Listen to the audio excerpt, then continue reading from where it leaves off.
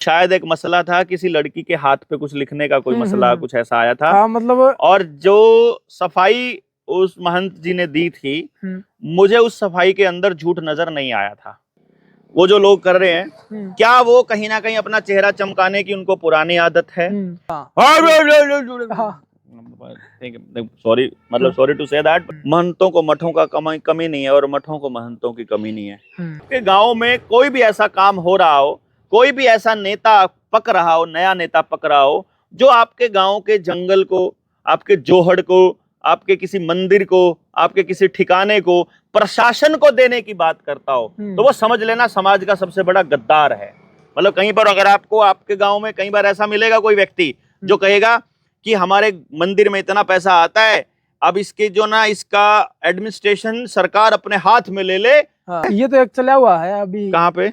Recently की बात है, कोतकला गांव में चला हुआ है, हिसार जिले में। उसमें जो महंत सुखराई नाथ हैं, जो फिलहाल गद्दीशीन है, उनके खिलाफ लोग गांव वाले विरोध कर रहे हैं और प्रशासन को जाके ये बोल रहे हैं कि आप इसका चार्ज संभाल लो, यहाँ कोई बड़ा विवाद ना हो जाए उससे पहले। गांव वाले या कुछ लोग देखो, मुझे नहीं मालूम है कौन लोग हैं, लेकिन मैं आपको बता देता हूँ वो कौन लोग हो सकते हैं।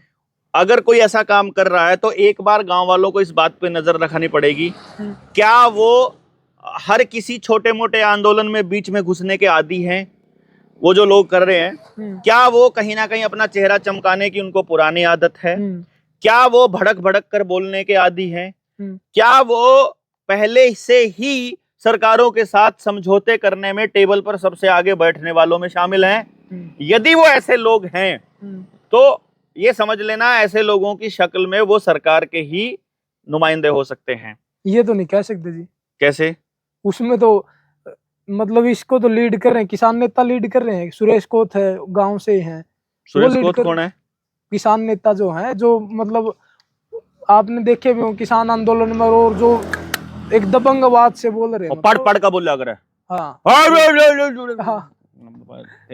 सॉरी, मतलब सॉरी टू से दैट, लेकिन बात ये है भाई मेरे, इसमें ये तो नहीं कह सकते कि भाई वो सरकार के नुमाइंदे हैं। यदि वो सरकार को देने की बात कर रहे हैं, भाई आप ग्राम पंचायत को दो ना, आप ग्राम सभा को दो ना।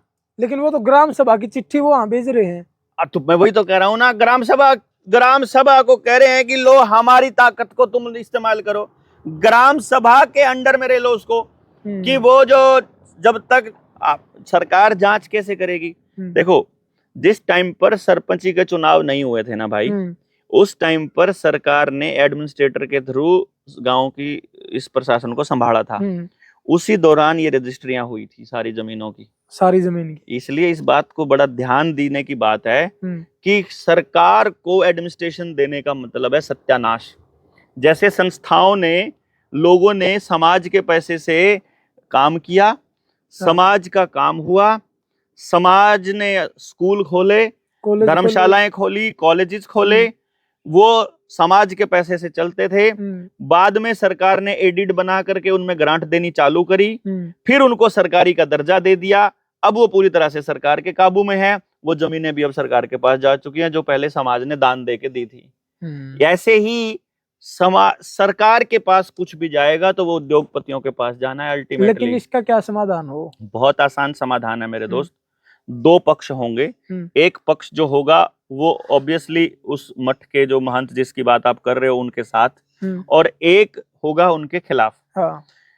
दोनों पक्षों का सवाल क्या है, सवाल क्या हो सकते हैं? क्योंकि मेरे जो अब आपने नाम लिया तब मुझे एक बात ध्यान में आई थी, वो शायद एक मसला था, किसी लड़की के हाथ पे कुछ लिखने का कोई मसला कुछ ऐसा आया था। मतलब और जो सफाई उस महंत जी ने दी थी, मुझे उस सफाई के अंदर झूठ नजर नहीं आया था। जो शायद मतलब इतनी कंजूसी क्यों करता है अरे भक्त, ऐसा करके कुछ बात कही थी। और ये मसला केवल नाक का मसला बनाया गया है और इसको पीछे से सरकार के आदमी ही हवा दे रहे हैं। और इसमें प्रशासन के पास भेजने का काम करने वाला आदमी बेशक सरकार का आदमी नहीं हो, लेकिन वो सरकार का ही काम कर रहा है अल्टीमेटली। लेकिन इसमें तो सरकार का तो संबंध योगी जी से बताया जावा है।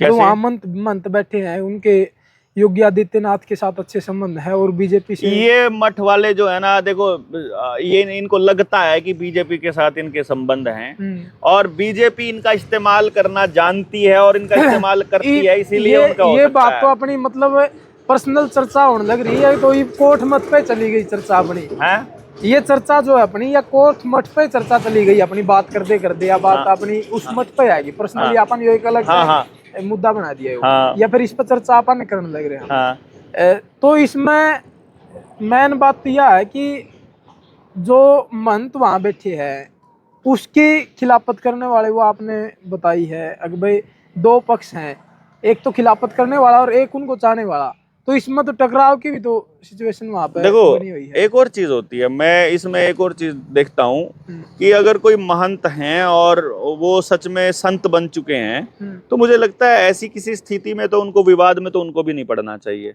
महंतों को मठों का कमी नहीं है और मठों को महंतों की कमी नहीं है। वो अपना इसको वैसे भी छोड़ सकते हैं कि गांव वाले अपने आप संभाल लो, तुम्हारे पास कोई हो तो, वैसे भी मुझे नहीं दिखता कोई दिक्कत है। लेकिन अगर गांव वालों ने इसको किसी महंत के खिलाफत करने का चालू कर लिया है तो इसमें कहीं ना कहीं पैसा इन्वॉल्व मिलेगा 100% कि ये पैसे का खेल है जिसको वो लोग कंटिन्यू करना चाहते हैं और वो उस पर कब्जा करना चाह रहे हैं और चाह रहे हैं कि सरकार इसके अंदर, मतलब जो सरकार इसका जो एडमिनिस्ट्रेशन है वो अपने हाथ में ले ले।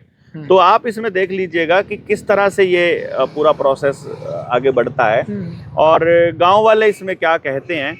लेकिन मैं एक ही लाइन फाइनली कहूंगा जो मैंने शुरू में कही थी कि किसी भी तरह से एडमिनिस्ट्रेशन जो है, इसका जो चार्ज है, इसका जो कंट्रोल है, वो किसी भी तरह से कलेक्टर के हाथ में, डीसी के हाथ में, एसडीएम के, तहसीलदार के हाथ में नहीं जाना चाहिए। गांव वालों को इस बात के ऊपर पूरा सोच विचार कर काम करना चाहिए कि वो समाज का बनाया हुआ मठ है, समाज के ही पैसे आज तक उसमें पड़े हुए हैं। जैसे श्राइन बोर्ड बनाया था वैष्णो देवी वाला या दूसरे जितने बड़े बड़े मंदिर जहाँ पे चढ़ावा आता है ना, सरकार सारों पे कुंडली मार के बैठ गई है, सारा पैसा खा चुकी है। एक एक मंदिर जो बचे उन पे विवाद चल रहे हैं, उन पे विवाद ये इसीलिए खड़े किए गए हैं। जितने कॉलेजेस हैं, जितनी धर्मशालाएं हैं, जितने बड़े बड़े भवन हैं, रोहतक के अंदर भी इसी तरह से चला था, धर्मशाला के ऊपर, जाट धर्मशाला के ऊपर, इसी तरह से कुरुक्षेत्र में चलेगा, इसी तरह से दूसरी जगह जहां जहां बड़ी बड़ी प्राइम प्रॉपर्टियां हैं, जहां पैसा खूब आता है, वहां सरकार ही ऐसे लोगों को उंगल करके इस तरह के विवाद खड़ा करती है। ये विवाद एक्चुअली कुछ भी विवाद नहीं है। गांव वालों को खुद खड़ा होकर के ये कहना चाहिए कि ये पैसा गांव के लिए इस्तेमाल, उसको मठ से निकाल करके पैसा गांव के लिए इस्तेमाल कर लो, इसमें क्या दिक्कत है? गांव का पैसा है ना। लेकिन उस पर तो महंत जी अपना वो जमाए होंगे, कब्जा करे बैठे भाई वो तो महंत जी का कब्जा चलेगा कि नहीं चलेगा या गांव वालों के पास रहेगा, ये तो गांव वाले दोनों में से किसी के साथ पर्सनल लिंक तो नहीं है? नहीं, मेरा मैं दोनों में से किसी को भी नहीं जानता हूँ पर्सनली। अच्छा। और जिस नेता की आपने बात कही है उनके साथ मेरा कई मंचों पर आमना सामना हुआ है। हाँ। लेकिन टू बी फ्रैंक, सामाजिक जीवन में आना जाना तो लगा ही रहता है, लेकिन मेरी कभी भी आज तक कोई पर्सनल व्यक्तिगत बातचीत भी नहीं हुई कभी जी। और मठवाड़ों से तो खैर मेरा लेना देना कभी कुछ रहा ही नहीं है किसी भी तरह से। इनको तो मैं ठीक है जी, ये चर्चा तो दी अपनी समाधान को, लेकिन आप बता रहे थे कि 8 जुलाई से समाधान पे काम शुरू करेंगे। उस पे आप नीडर इंडिया चैनल है 9518170000।